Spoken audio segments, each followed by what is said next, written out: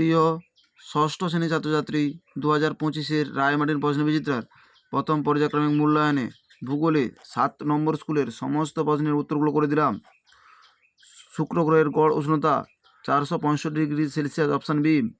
সৌরজগতের বৃহত্তম গ্রহাণু হলো Ceres, option B. Mount Everest নেপালে অবস্থিত, অপশান বি।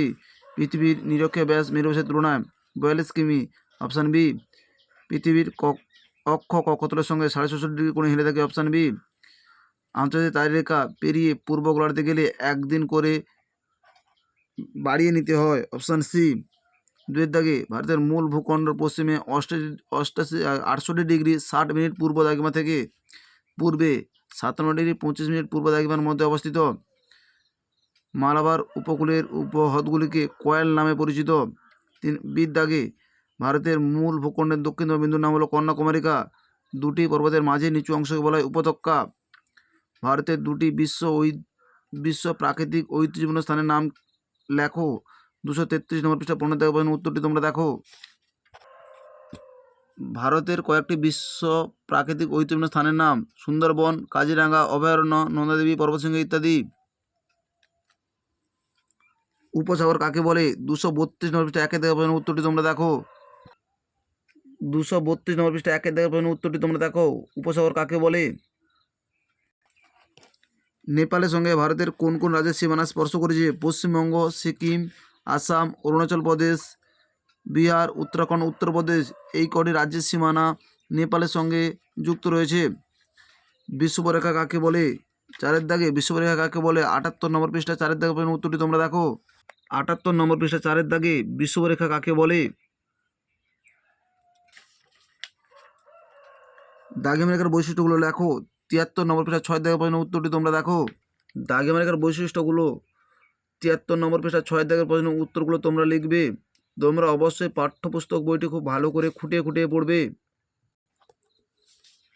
আকার, সংখ্যা ও দৈর্ঘ্যের ভিত্তিতে অক্ষরেখা ও দ্রাঘিমারেখার পার্থক্য। 76 নম্বর পৃষ্ঠা 4 দাগের প্রশ্নের উত্তরটি তোমরা দেখো। 76 নম্বর পৃষ্ঠা 4 দাগে অক্ষরেখা ও দ্রাঘিমারেখার পার্থক্য। আকারের পার্থক্যটা তোমরা উল্লেখ করবে, দৈর্ঘ্যের পার্থক্যটা উল্লেখ করবে, সংখ্যার পার্থক্যগুলো তোমরা উল্লেখ করবে, বিষয়বস্তু উল্লেখ করে পার্থক্যগুলো উল্লেখ করবে। নিরক্ষীয় তলের সংজ্ঞা দাও। 79 নম্বর পৃষ্ঠা 7 দাগের প্রশ্নের উত্তরটি তোমরা দেখো।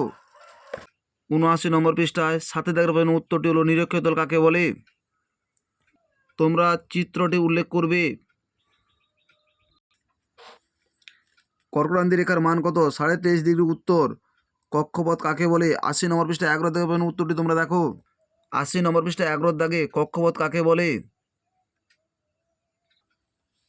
5 দাগে ভারতের উপদ্বীপীয় মালভূমি অঞ্চলের সংক্ষিপ্ত পরিচয় দাও। 240 নম্বর পৃষ্ঠায় 3 দাগের প্রশ্নের উত্তরটি তোমরা দেখো।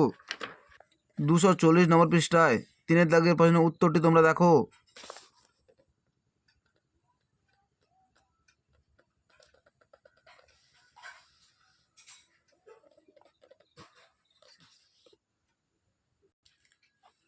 সিন্ধু নদের গতিপথ বর্ণনা করো। 243 নম্বর পৃষ্ঠা 8 দাগের প্রশ্নের উত্তরটি তোমরা দেখো।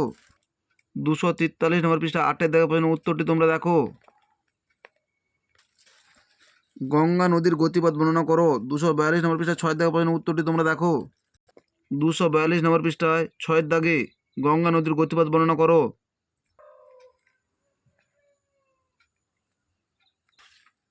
ভারতের উত্তরের নদী গঠিত সমভূমি অঞ্চলের বিবরণ দাও। 239 নম্বর পৃষ্ঠায় 1 দাগের প্রশ্নের উত্তরটি তোমরা দেখো। 239 নম্বর পৃষ্ঠায় 1 দাগের প্রশ্নের উত্তরটি তোমরা দেখো। তোমরা অবশ্যই পাঠ্যপুস্তক বইটি খুব ভালো করে খুঁটিয়ে খুঁটিয়ে পড়বে।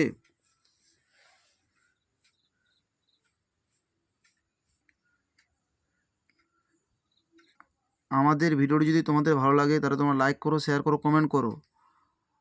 আমরা সপ্তম শ্রেণীর ভূগোলের সাতটা স্কুলের সমস্ত ভিডিওগুলো করে দিলাম। তোমরা যদি না দেখে থাকো আমাদের ডেসক্রিপশান বক্সে গিয়ে সমস্ত স্কুলের ভিডিওগুলো দেখতে পারবে।